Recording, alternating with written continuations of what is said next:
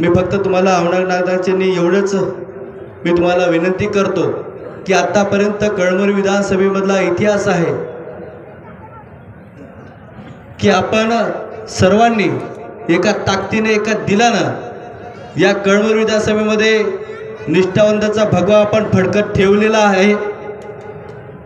तीच अपेक्षा आम्हाला या विधानसभेमध्ये आहे।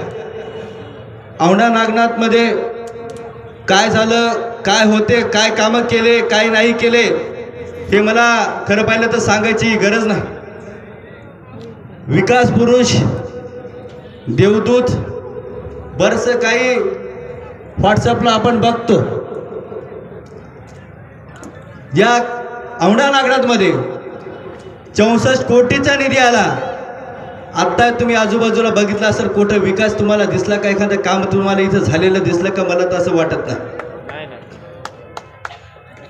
इथं बघितलं असेल या पवित्र असं औंढा-नागनाथचं इथं मंदिर असताना या ठिकाणी कचऱ्याचा एवढा मोठा ढीग, जो भाविक भक्त इथं पूर्ण महाराष्ट्रामधून भारतामधून इथं या दर्शनासाठी येतात, तर थोडं काहीतरी यायला वाटायला पाहिजे की इथं घाणीचं साम्राज्य एवढं मोठं या कचरा असताना इथं हे पैसे गेले कुठं? विकास निधी तुम्ही केला नाही, हा पैसा गेला कुठं? फक्त भूलथापा मारायच्या, आपल्या जवळच्या माणसाला कामं द्यायचे, गुत्तेदारी त्यांना द्यायची, कामं द्यायचे, स्वतः त्याच्यामध्ये पार्टनर व्हायचं आणि 30-35% देऊन भ्रष्टाचार करायचा, हे कामं यांची आहेत बांधवांना। आमच्या इकडे कळमनुरीमध्ये पण विकास झाला नाही, हिंगोलीमध्ये पण विकास झाला नाही। मी तिकडे केला, इकडे केला, कोठंच आहे काय केलं नाही तुमच्या माझ्यासाठी। विकासाच्या नावाने शून्य आहेत। एक भ्र शब्द पण तुमच्या माझ्यासाठी त्या विधान परिषदमध्ये येणे मांडला नाही।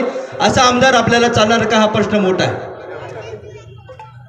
ज्या माणसानं तुमच्या माझ्यासाठी जातीवादीमध्ये भांडणं लावले, ज्या माणसाला विकासाचा विकास कशाला म्हणतात हे माहित नाही, फक्त विकास झाला साहेब,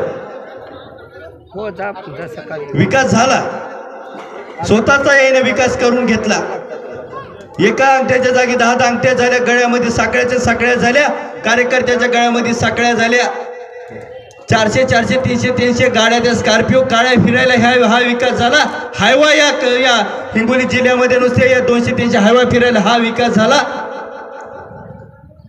नुसतं भ्रष्टाचार स्वतःच्या पाहुण्या रावण्याला तुमच्या माझ्यासाठी स्वतः मोठं करण्याचं काम या माणसाने केलं। एकाही कार्यकर्त्याला अवरात्र ज्यांनी काम केलं त्याला मोठं होण्याचं काम यांनी केलं नाही। आता सगळीकडे पैशाचा वाटप चालू आहे।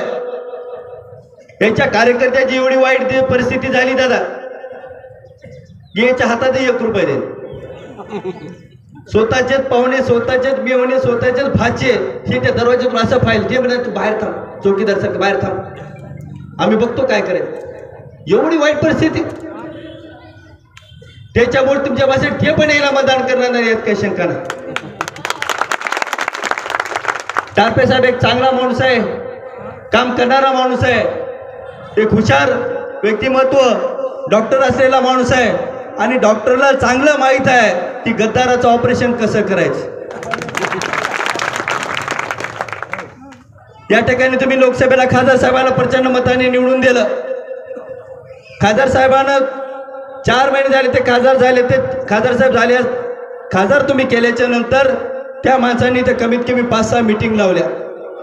एखादी मीटिंग गद्दार आमदारांना लावली काही तो एवढा दुष्काळ झाला तर एखादा पीक विम्याचा विषय कुठं उचलला का?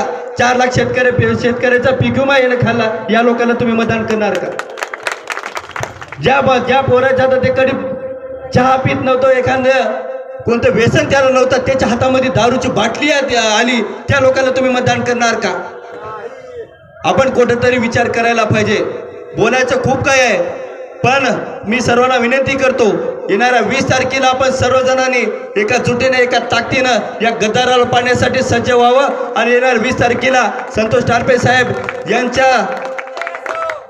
यांना आपण प्रचंड मताने निवडून द्यावं। मशाल या चिन्हावर आपण प्रचंड मताने मतदान करावं। एवढंच या ठिकाणी बोलतो ना, माझे 2 शब्द संपवतो। जय हिंद, जय महाराष्ट्र।